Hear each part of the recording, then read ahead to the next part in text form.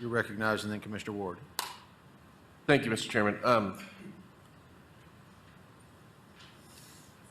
Whoever wants to speak on the engineer or Mr. Valiant, either one. I just want to make sure, if I'm, and Mr. Snowden, feel free to weigh in here. If the developer is saying, is asking for 3 units an acre and saying if they are approved at 3 units an acre, then they will invest approximately $750,000 into public infrastructure, including sidewalks, roundabouts, and widening the road.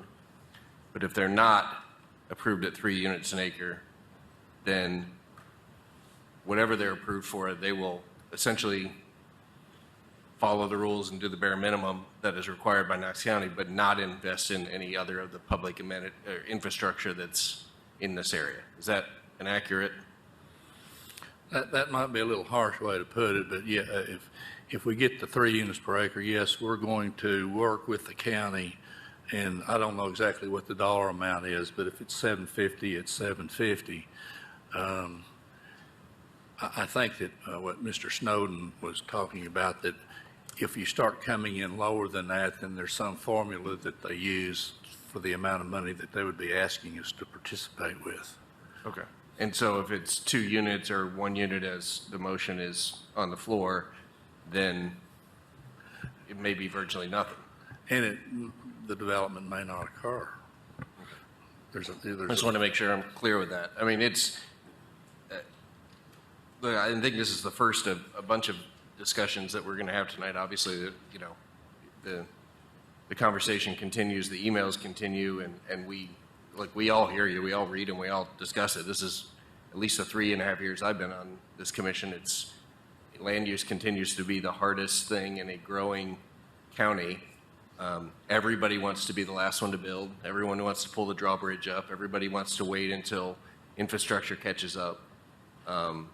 And I feel like we're in Groundhog's Day continuously, but we're also in a county that has decided for close to 30 years to never raise taxes and have the revenue necessary to be able to do public infrastructure, to never get ahead of it proactively, and to use development and growth as our way of building a county. So we have decided as a community to rely on private development in order to push infrastructure.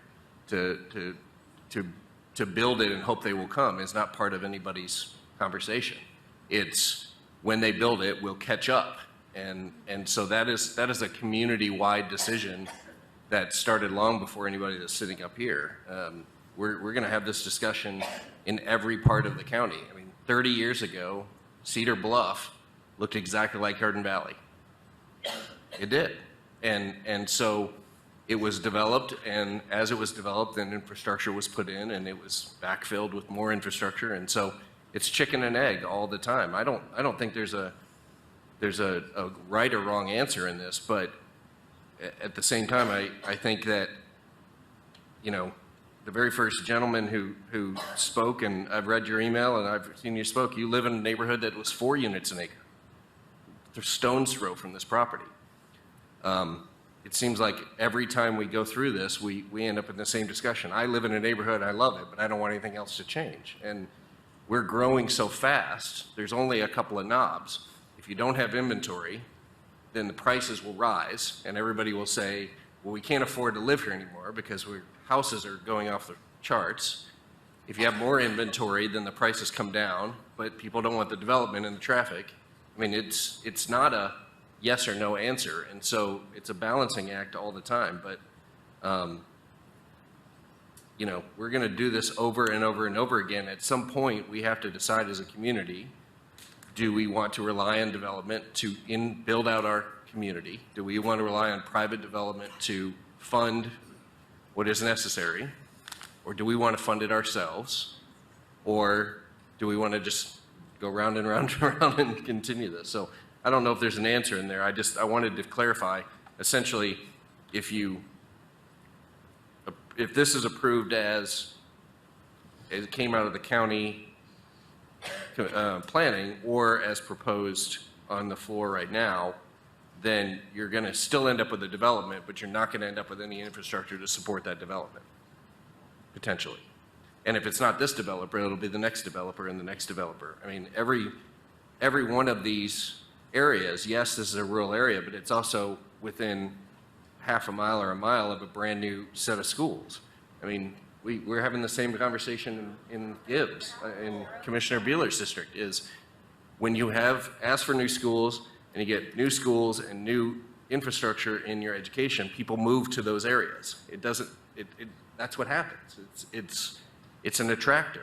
So I would guess that looking forward 2 years from now, the growth plan will say this is an higher growth area, this whole section, because you're right next to the school and that's where people congregate, but we're not there yet. So I did want to just clarify, what comes with it or what doesn't. But I do warn the community that the idea that it's time to stop completely, which everybody says we're not against development, but don't develop.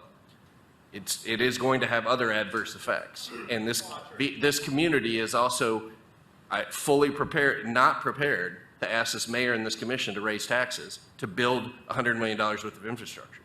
It's clear. It has not happened for 30 years.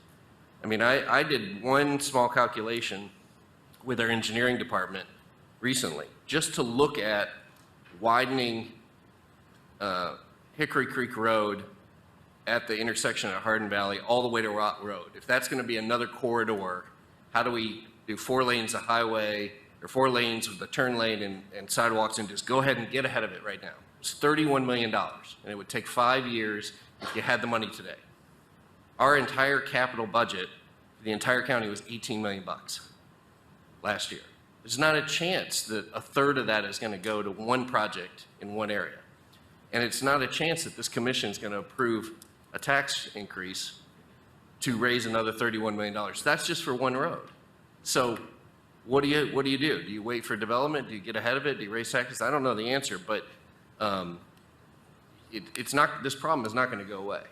It's not going to go away anytime soon, and we have to decide where we go for it. But right now, this community has decided private development has to drive growth and infrastructure.